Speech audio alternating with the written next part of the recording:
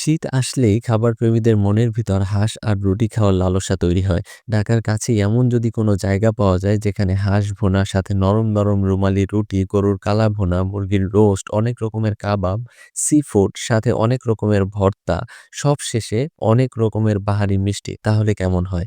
চলুন আপনাদেরকে আজকে এমন একটি জায়গায় নিয়ে যাই। হ্যালো এভরিওয়ান, আসসালামু আলাইকুম। শীত চলে আসছে আর মনের ভিতর হাঁস খাওয়ার লালসাও তৈরি হয়েছে।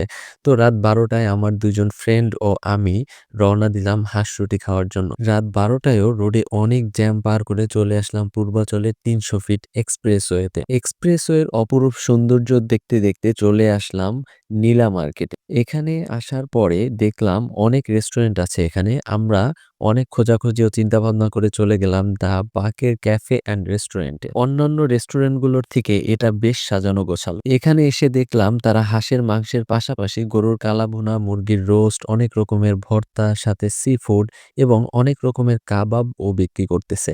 All is on. শীত যেহেতু তাই আমরা হাঁস আর রুটি ছাড়া অন্য কিছু ভাবতেই পারি না। ও সাথে তারা চাপটিও বিক্রি করতেছে। চাইলে আপনারা হাঁসের মাংসের সাথে চাপটিও নিতে পারবে। যাই হোক, খাবার অর্ডার দিয়ে আমরা অনেকক্ষণ অপেক্ষা করলাম। কিন্তু তাদের লোকবল কম থাকায় বিরক্ত হয়ে নিজেই হাঁসের মাংস নেওয়া শুরু করলাম।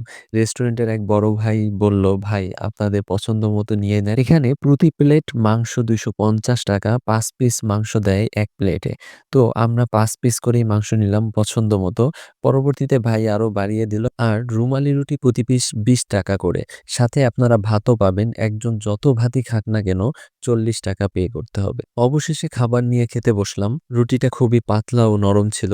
এই রুটিটা দিয়ে এক টুকরো মাংস আর ঝোল মাখাই যখন মুখে দিবেন, জাস্ট ওয়াও লাগবে। রুটি খাওয়ার পরে গরম গরম ভাত নিলাম। এই গরম গরম ভাত দিয়ে খেতেও বেশ ভালো লাগছে। হ্যাঁ, তোমার অনুভূতি কি?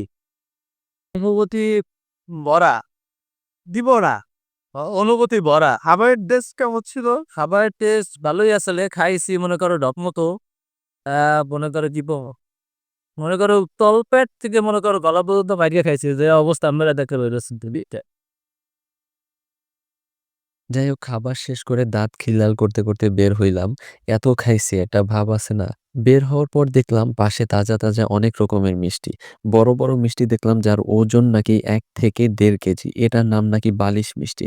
আমরা রসমালাই নিলাম প্রতি বাটি ৳৫০ করে। যাই হোক, খাওয়া দাওয়া শেষ করে শীতের ফিল নিতে নিতে চলে আসলাম ঢাকায়।